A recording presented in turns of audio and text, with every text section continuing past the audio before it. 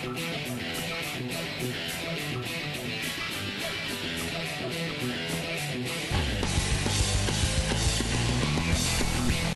you're using a percentage of bank stake, or you're using a percentage of bank liability, well, first of all, to do the percentage of bank stake, if you just look at your stake here, as long as you've completed the rest of the code there, all you have to do is click there, bring that black, and drag it down, and that tells you what your next stake should be.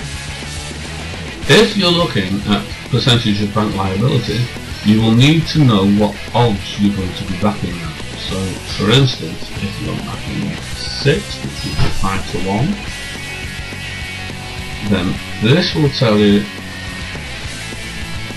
how much your stake should be.